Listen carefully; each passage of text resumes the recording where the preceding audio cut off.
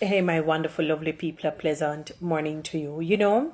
I just did a video talking about Quincy Jones being he epitomized the scripture in Proverbs. I think it's Proverbs 13. I just looked at it and came off of it 22, where it says, a good man, meaning a solid man, a focused man, a strident man, a family man, leaves an inheritance, a character inheritance, a value inheritance, a principle inheritance, and very much importantly, a financial inheritance. And yes, a spiritual inheritance. But, I think it predominantly may have been speaking of a financial inheritance backed with training on how to manage that finances to his not just his children, but his grandchildren and continuing because he understands that generational wealth is the key to eradicating and or mitigating poverty or mitigating and or eradicating poverty and a poverty mindset.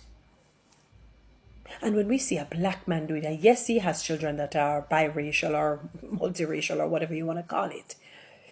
The point that I'm making is that it is imperative that parents set up a system where poverty is eradicated.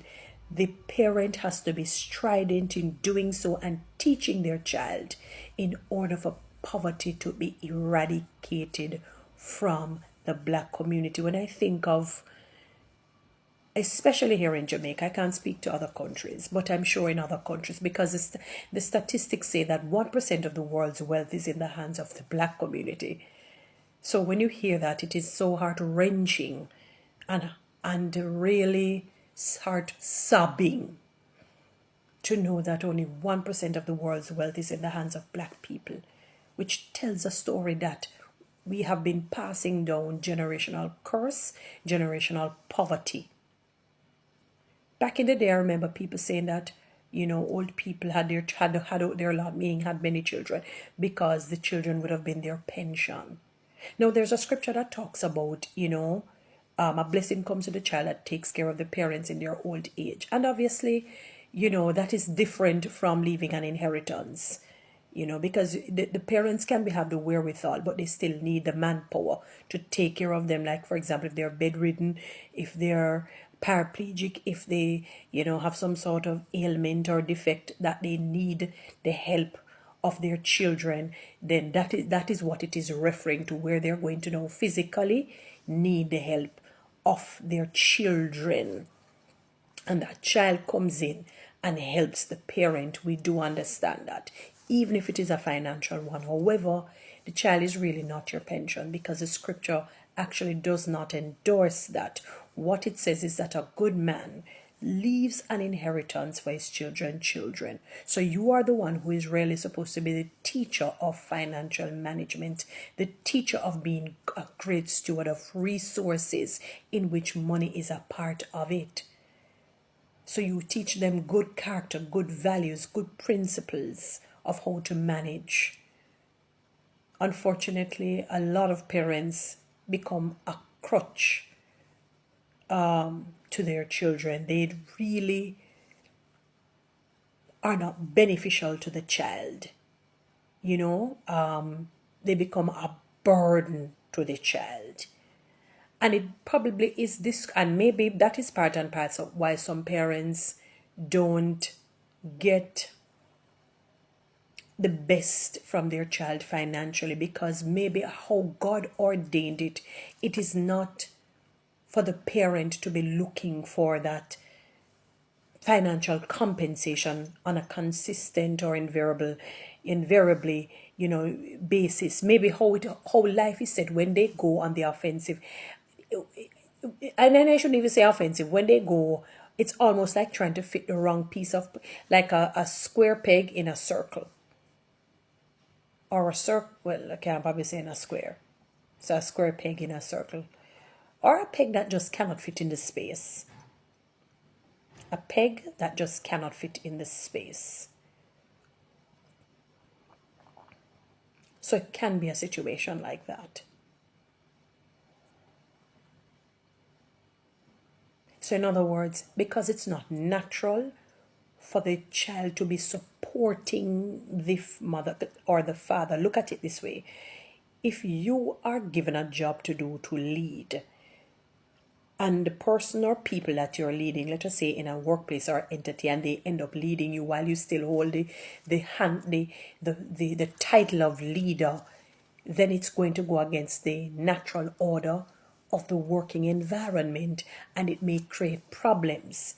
It may start to fester a culture of disrespect to authority, because you're going against the natural order. You are the one who is the leader of the organization, not the junior staff or the person who is the line staff, or whoever is not in management.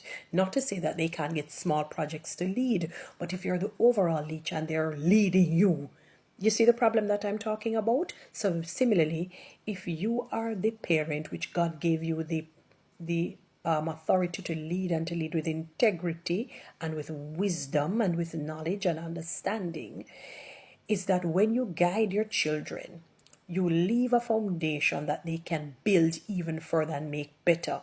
Now, when you think of the story of Solomon, if you just read it or you just listen, back in the day, I thought Solomon didn't have any money, and that God just blessed him with wealth because he prayed a good prayer of God blessing him with knowledge, wisdom, and understanding.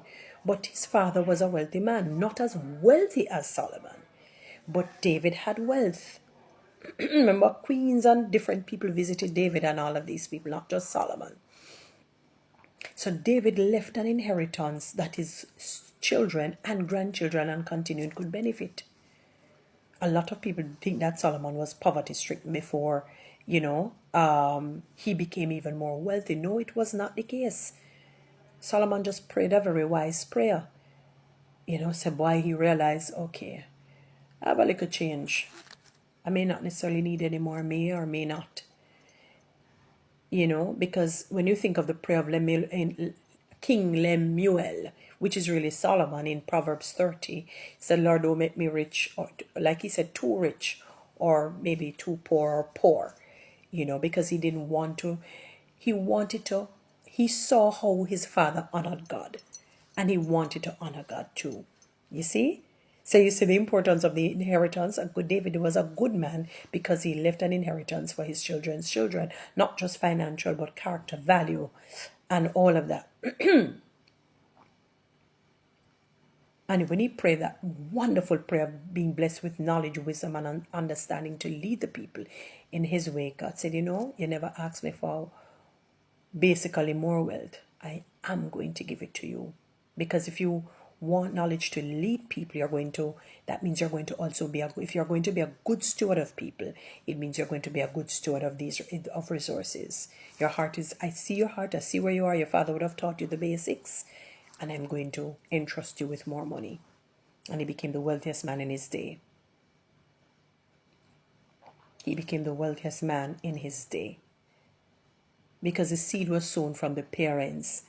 So you didn't find David looking to him to give him things. And again, if life becomes difficult for the parents, it's not that the child, if you have been a good parent, has a problem helping you. Trust me on that. I'm not saying you don't have the exceptions to the rule, but I'm saying it goes against a natural order when the parent keeps looking. Because what happens in the child's mind is saying, boy, you are really made as the provider, as the protector, as a person to give to me. I know I didn't really get from you. I know you want from me.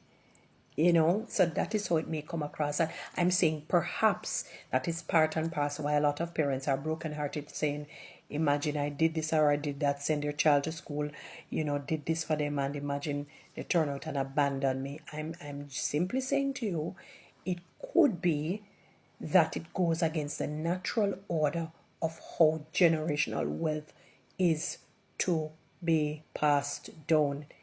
Because it says really the parent is to leave for the children, grandchildren, and continuing. Not the other way around. And it's not that they're going to leave in the gutter, or hopefully they shouldn't leave if things go tough.